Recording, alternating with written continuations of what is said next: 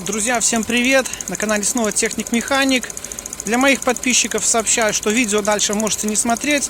Для всех троллей и дебилов, которые не образованы, которые просто эксплуатируют автомобиль и не разбираются в нем с технической стороны, то есть не знают, как он устроен, вообще как там все это дело работает, просто начитались умных каких-то комментариев где-то на форумах, таких же дебилов диванных, потому что умный человек не будет на форуме писать всякую ерунду и кричать, что мотор 1.4 БЦА это полное дерьмо, у него выбрасывает масло через щуп там, зимой, он замерзает, тиканье, то есть вот это ляпают гидрокомпенсаторы. Ребята, мотор сам работает мягенько, вот ложу руку, ничего не бьет, тихенько и не слышно практически. Весь этот шум, треск раздается. Из этого вот клапана от сорбера, я уже задолбался снимать вам эти видео, постоянно одно и то же. Я не знаю, как мне тут микрофон поднести телефона, вот так вот может быть. Вот сама эта хрень щелкает, потому что сейчас она выпускает газы, которые идут в дроссельную заслонку. То есть пары топлива, вот эти вот. Газообразная смесь такая, да, это экология. Оно идет все в дроссельную заслонку и сгорает. Во впуск подается потом двигателя и сгорает. Друзья, что тут сложно? Фишку видим. Электромагнитный клапан, вот он щелкает, видите? Надеюсь, слышно, что это в этом дело. Мотор сам работает тихо, Пробег у машины уже, почти 260 тысяч, ничего не делается в моторе вообще. И это не первый автомобиль.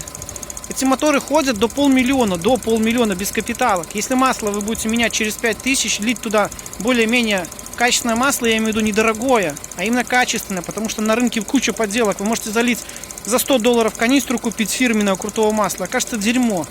Убьете свой мотор.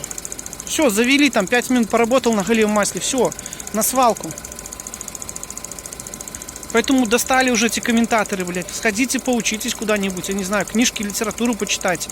Возьмите, скачайте ваговские какие-то данные, почитайте про машину, как устроено, откуда что берется, куда что идет.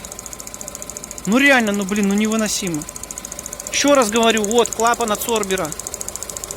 Пары топлива, вот шланг, пошел. И посмотрите, куда он приходит, вон, дроссель. Видно вон? Вот он шланг, вот он дроссель. Все, на впуск подалось. Вместе с топливо-воздушной смесью заходит в цилиндр, сгорает, Все, вот вам экология, вот вам Евро 5. В чем проблема? 2 катализатора, 2 лямбда-зонда. Все, Евро 5. Хочешь Евро 2, пожалуйста, откати прошивку.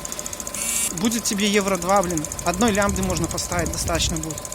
Все, друзья, надеюсь, понятно, что видео для моих засранных комментаторов, которые ни хрена, кроме как диванной критики, делать не умеют.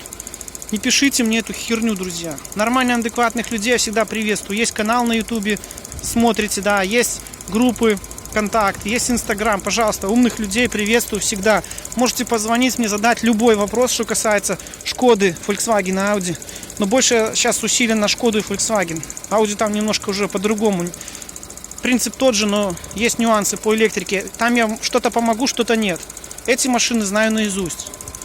Далее, почему расход не замерзайки, хоть и бачок маленький, но это будет уже в следующем видео, обязательно сниму. Все, друзья. Надеюсь, всем понятно, о чем видео. Пока.